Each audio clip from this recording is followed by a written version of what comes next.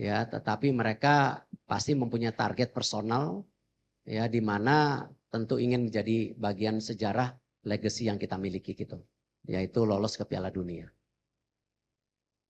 Di interview itu ada permintaan atau jaminan untuk meloloskan Indonesia ke Piala Dunia atau akan bisa menerapkan taktik permainan yang menyerang. Dan untuk yang kedua, tadi Bapak bilang kondisi tim memburuk sebelum lawan Cina. Apakah kondisinya tidak membaik, Pak, sebelum menang lawan Arab? Terima kasih.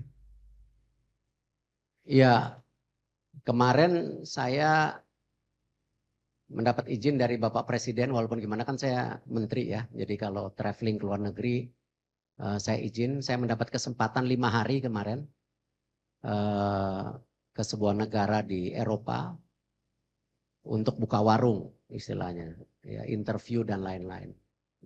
Dari tanggal 25 sampai 30. Kesempatan itu yang saya lakukan karena memang dalam menginterview pelatih itu tidak bisa dilakukan melalui video conference karena tidak dapat chemistry-nya. Harus berduduk one on one dan bahkan sebenarnya yang saya tawarkan juga sengaja itu tanggal 25, yaitu hari Natal sebenarnya. Bukan saya tidak menghormati hari besar, cuman itu bagian kita juga mengetes keseriusan dan komitmen. Dan saya mendarat jam 6.10 pagi, jam 10 udah buka warung istilahnya. Ya, dari 3 pelatih ada 1 yang datang. Nah itu yang saya lihat, wah ini poinnya lebih. Gitu, karena walaupun habis interview, dia pulang lagi ke negaranya. Ya, karena hari Natal kita harus hormatin gitu. Dan saya juga tidak mau memakan waktu, biasanya interview 2 jam, 2,5 jam cukup saya rasa. Kalau saya bicara detail mengenai dinamika, ya saya rasa itu bukan hal yang perlu saya ceritakan detail. Takutnya nanti, tadi hubungannya baik-baik kok. Ya, saya respect Coach Sintayong, hubungannya baik gitu. Dan sepertinya tadi dilaporkan juga menerima dengan baik. Dinamika itu ada, tapi saya nggak mau bicara detail. Malah nanti menjadi dispute seakan-akan habis manis pah dibuang gitu loh. Ya, saya nggak mau dalam itu. Karena apapun yang sudah dilakukan semua baik. Ya, dan saya berprinsip tidak mungkin tim nasional kita sampai sini, mau yang putri, yang muda-muda, yang U17, U19, U23 tanpa program ya yang PSSI punya. Tapi PSSI menyadari tanpa pelatih yang baik tidak mungkin punya tim nasional yang baik.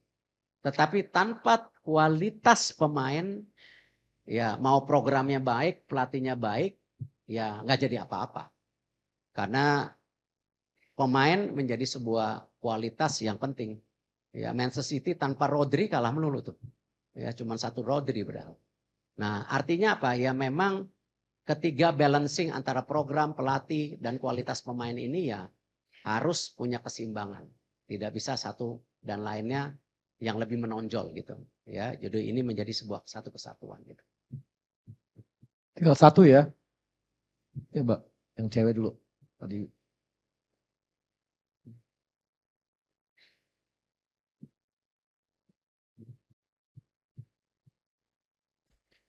Assalamualaikum warahmatullahi wabarakatuh. Siang Pak, Niar dari RRI.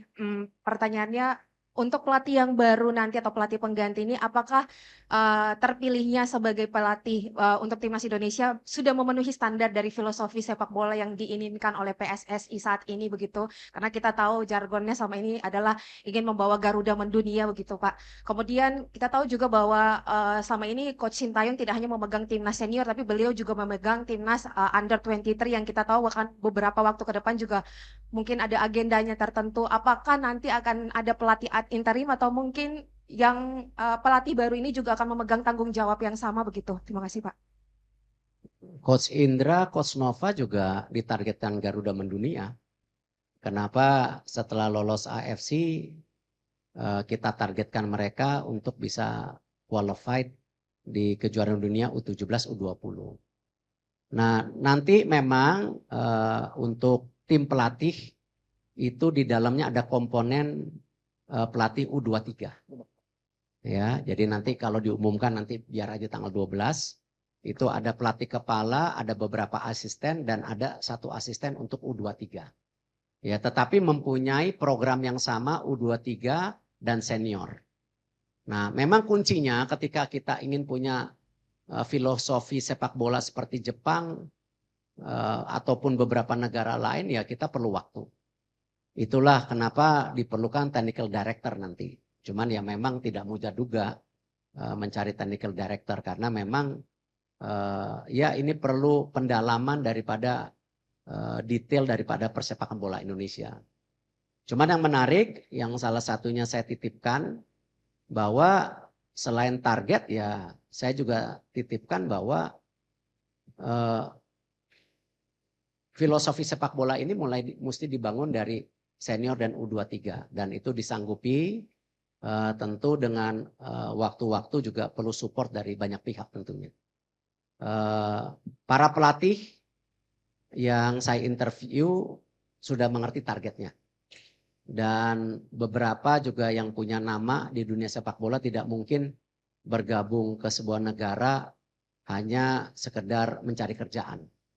Ya, tetapi mereka pasti mempunyai target personal ya di mana tentu ingin menjadi bagian sejarah legacy yang kita miliki gitu. Yaitu lolos ke Piala Dunia. Terakhir di SCTV. Selamat siang Pak Erik. Satu pertanyaan Pak.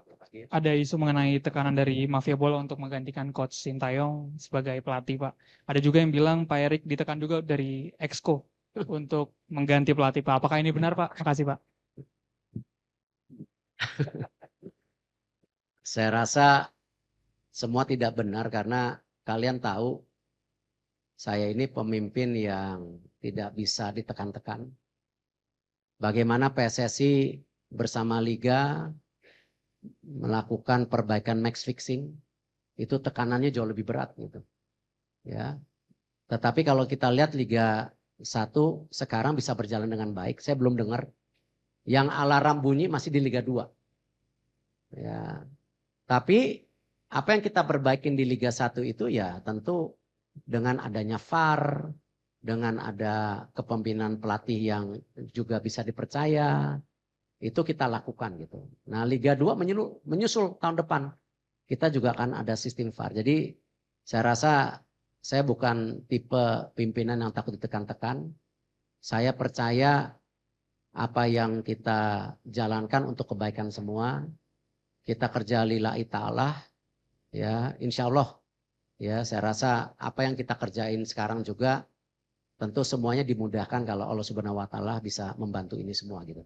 Tapi intinya ya kita harus kerja keras, tidak bisa hanya menerima keadaan dan mengharapkan hasilnya bagus. Saya rasa tidak ada. Ya.